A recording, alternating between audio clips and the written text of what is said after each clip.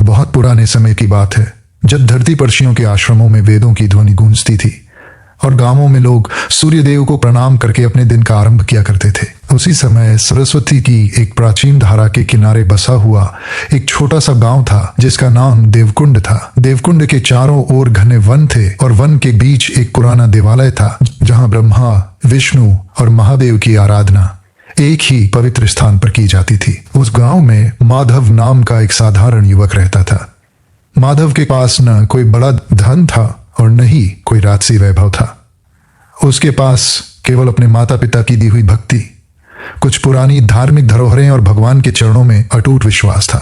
गांव के वृद्ध लोग कहते थे कि उस देवालय में रखी कुछ पवित्र वस्तुएं उनके पूर्वजों को महानशियों से प्राप्त हुई थीं।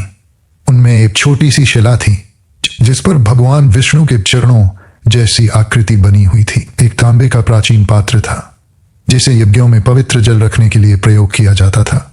एक रुद्राक्ष की माला थी जिसके विषय में कहा जाता था कि उसे किसी तपस्वी ने वर्षों की साधना के बाद देवालय को अर्पित किया था। माधव इन वस्तुओं को केवल धरोहर नहीं मानता था बल्कि उन्हें अपने पूर्वजों की श्रद्धा का जीवित चिन्ह समझता था। वह प्रतिदिन भोर में उठता, नदी में स्नान करता और देवालय में जाकर सबसे पहले भगवान शिव को जल चढ़ाता था। इसके बाद वह भगवान विष्णु के सामने दीप जलाता और ब्रह्मदेव को प्रणाम करके गांव के सभी लोगों के कल्याण की प्रार्थना करता था।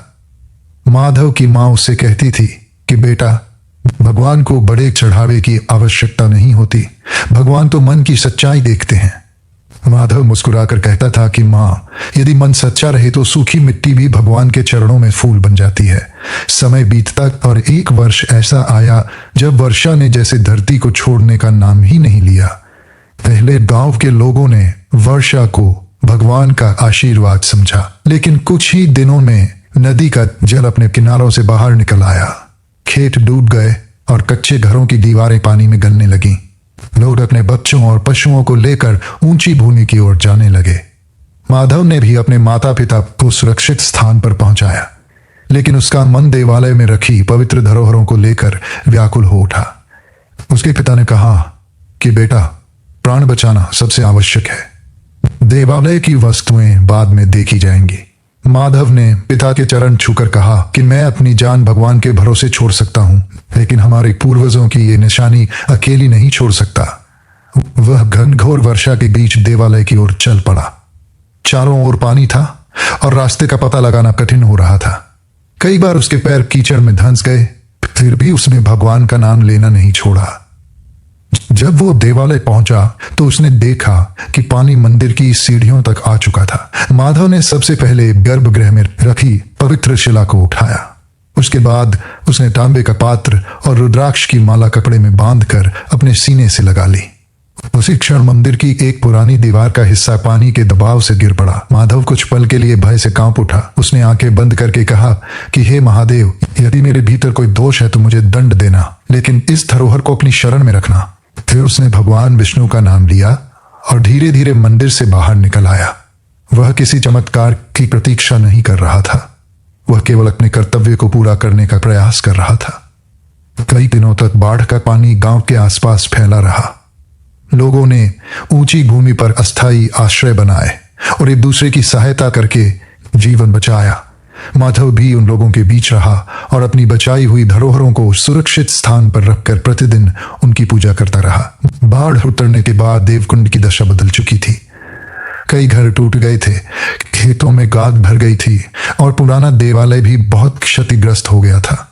लेकिन गांव के लोगों ने निराश होने के बजाय फिर से अपने जीवन को खड़ा करने का निश्चय किया। माधव ने भी सबके साथ मिलकर टूटे घरों की मरम्मत में हाथ बंटाया। वह कहता था कि भगवान केवल मंदिर में नहीं रहते, भूखे मनुष्य को भोजन देना भी पूजा है और दुखी मनुष्य का हाथ पकड़ना भी पूजा है।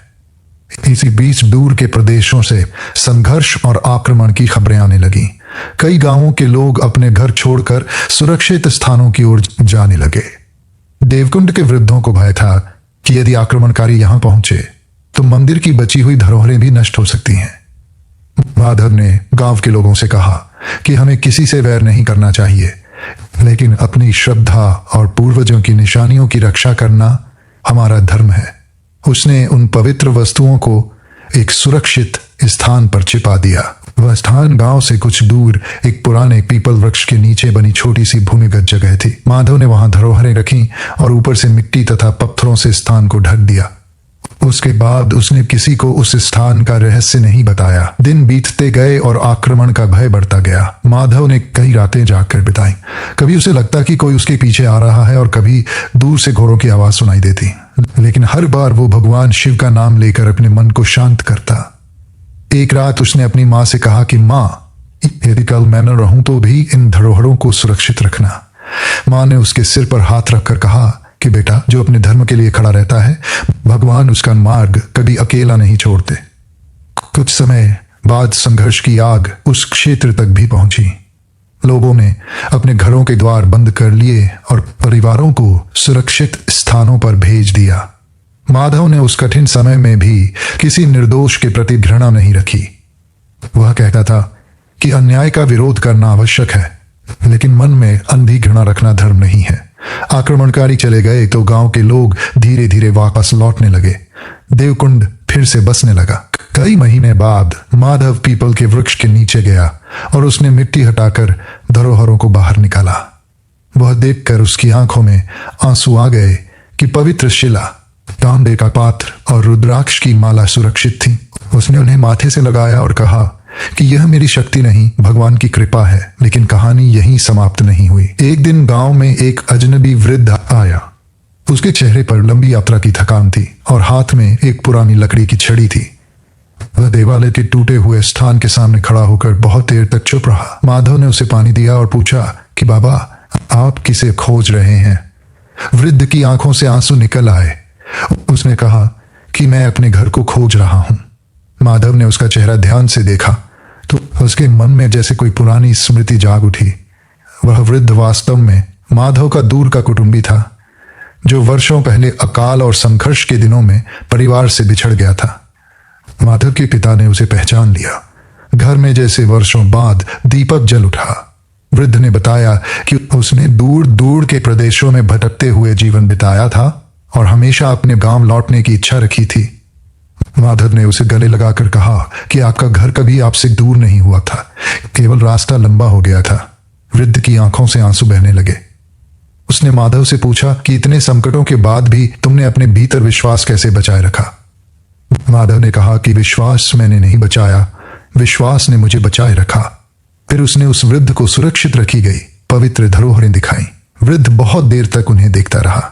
उसने कहा कि इन्हें बचाकर तुमने केवल पत्थर और माला नहीं बचाई, तुमने हमारे पूर्वजों की स्मृति बचाई है। इसके बाद दोनों ने मिलकर गांव के लोगों को एकत्र किया। उन्होंने निर्णय लिया कि टूटे हुए देवालय को फिर से बनाया जाएगा। किसी ने पत्थर दिया, किसी ने लकड़ी दी, किसी ने अन्न दिया और किसी ने अपने श्रम का दान किया। माधव ने सबसे पहले मंदिर की नींव के पास वह पवित्र शिला स्थापित की। फिर तांबे का पात्र देवालय में रखा गया और रुद्राक्ष की माला भगवान शिव को अर्पित कर दी गई। जब नया देवालय तैयार हुआ तो गांव के वृद्धों ने कहा कि यह केवल मंदिर का पुनर्निर्माण नहीं है, यह हमारे टूटे हुए मन का पुनर्निर्माण है। माधव ने उस दिन भगवान के सामने सिर झुकाकर केवल इतना कहा कि प्रभु, मुझे इतना सामर्थ्य देना कि संकट में मैं अपने धर्म से ना हटूं और सुख में अपने अहंकार को ना बढ़ने दूं। उसके कुटुंबी ने भी गांव में रहकर बच्चों को पुरानी कथाएं और धर्म की बातें सुनानी शुरू कर दी। धीरे धीरे देवकुंड फिर से समृद्ध होने लगा। खेतों में अन्न उगने लगा, नदी शांत हो गई और गांव के घरों में फिर से चूल्हे जलने लगे। लेकिन वहां के लोग उस महान बाढ़ और कठिन दिनों को कभी नहीं भूले। वे अपने बच्चों से कहते कि संकट चाहे कितना भी बड़ा क्यों न हो, मनुष्य को अपना धैर्य, करुणा और धर्म नहीं छोड़ना चाहिए। माधव की कथा भी पीढ़ी दर पीढ़ी सुनाई जाने लगी। लोग कहते थे कि भगवान ने माधव को कोई राज सिंहासन नहीं दिया, कोई स्वर्ण महल नहीं दिया और कोई चमत्कारी शक्ति भी नहीं दी। भगवान ने उसके हृदय में केवल इतना विश्वास रखा कि वह कठिन समय में भी सही काम करता रहे, और यही विश्वास उसकी सबसे बड़ी संपत्ति बन गया। कहा जाता है कि जब मनुष्य अपने स्वार्थ से ऊपर उठकर किसी पवित्र धरोहर, अपने परिवार और अपने समाज की रक्षा करता है, तब उसकी छोटी सी सेवा भी भगवान की पूजा बन जाती है। माधव ने भी यही किया था। उसने बाढ़ में धरोहर बचाई, संकट में लोगों का साथ दिया, आक्रमण के समय अपने धर्म की रक्षा की और बिछड़े हुए कुटुंबी को प्रेम से अपने घर में स्थान दिया। उसकी भक्ति ने उसे यह सिखाया कि भगवान की कृपा हमेशा आकाश से उतरती हुई दिखाई नहीं देती। कभी वो किसी वृद्ध के लौट आने में दिखाई देती है, कभी वह किसी टूटे हुए घर के फिर से बसने में दिखाई देती है, कभी वह किसी भूखे को मिले अन्न में दिखाई देती है, और कभी वह उस मनुष्य के साहस में दिखाई देती है जो चारों ओर अंधेरा होने पर भी धर्म का दीपक बुझने नहीं देता। इसीलिए देवकुंड के लोग आज भी कहते थे कि जिस दिन मनुष्य कठिनाई में भी भगवान को याद करके अपना कर्तव्य निभाता है, उसी दिन उसके जीवन में सच्ची भक्ति का जन्म होता है। माधव की कहानी भी यही संदेश देती रही कि संसार बदल सकता है, समय बदल सकता है, घर उजड़ सकते हैं और पुराने रास्ते मिट सकते हैं, लेकिन सच्ची श्रद्धा और अच्छे कर्मों से जुड़ी स्मृति पीढ़ियों तक जीवित रहती है। और जब मनुष्य अपने हृदय में ब्रह्मा की सृजन शक्ति, विष्णु की पालन भावना और महादेव का धैर्य धारण कर लेता है, तब सबसे कठिन विपत्ति के बीच भी उसके भीतर आशा का दीप जलता रहता है। माधव ने अंत में अपने जीवन का यही सार माना कि भगवान को पाने के लिए संसार छोड़ना आवश्यक नहीं, बल्कि संसार के दुख में किसी का सहारा बनना ही सबसे बड़ी साधना है। उस दिन देवकुंड के मंदिर में फिर से दीप जला और गांव के लोगों ने एक स्वर में भगवान का स्मरण किया। माधव ने आंखें बंद की और मन ही मन कहा कि हे प्रभु, मेरी भक्ति का फल मेरे लिए नहीं, उन सभी लोगों के लिए हो जिन्हें जीवन के अंधेरे रास्ते में किसी प्रकाश की आवश्यकता है।